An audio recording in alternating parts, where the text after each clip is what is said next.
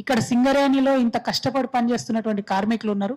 వాళ్ళ పిల్లలకు డిపెండెంట్ ఉద్యోగాలు ఇస్తేనే ఆ ఏరియా బాగుపడుతుంది అనుకొని ఏమాత్రం కూడా రూల్స్ పెట్టకుండా రిలాక్స్ చేసి ఆనాడు మనం చేసుకోవడం జరిగింది.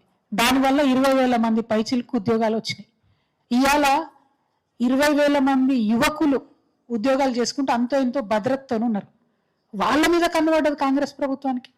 ఏమంటుండ్రు మొన్న బట్టి విక్రమార్క గారు డిప్యూటీ సీఎం గారు అసెంబ్లీ సాక్షిగా నేను ఎంక్వైరీ చేస్తే వీళ్ళకి ఉద్యోగాలు ఎట్లా ఇచ్చిర్రు అంటారు. కనీసం కొంచెమన్న ఆలోచన ఉండాలి.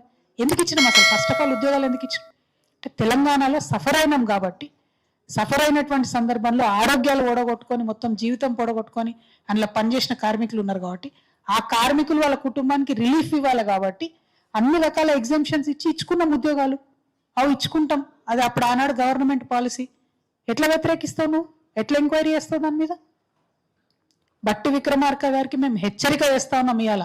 హెచ్చరిక, సింగరేణితో పెట్టుకున్నాడు ఎవడు బాగుపడలే ప్రపంచంలో. మీరు సింగరేణి కార్మికులు వాళ్ళ ఉద్యోగాలు ఎట్లున్నాయని ఎంక్వైరీ చేస్తే చూస్తూ ఊరుకునేది లేదు. వేయండి ఎంక్వైరీ. ఎవరి మీద వేయాలి? ఓబీ కాంట్రాక్టర్ల మీద వేయాలి ఎంక్వైరీ. డీజిల్ మింగే దొంగల మీద వేయాలి ఎంక్వైరీ.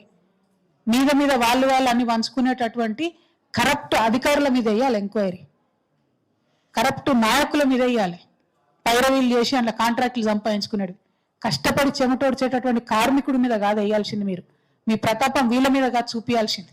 సింగరేణి బొగ్గును మింగుతున్నటువంటి దొంగల మీద వేయాలి. అవి పక్కకు పెట్టి కార్మికులను ఎట్లా తీసుకున్నారు ఎంక్వైరీ చేస్తా అంటే అసలు ఏమన్నా మత్తున్న మాట నేను అది క్షమించాలి. నాకు బాగా గౌరవం ఉండే బట్టి విక్రమార్క గారు అంటే, కానీ మొన్న అసెంబ్లీలో సింగరేణి విషయంలో బట్టి విక్రమార్క గారు మాట్లాడినటువంటి మాటల్ని మేము తీవ్రంగా ఖండిస్తా ఉన్నాం.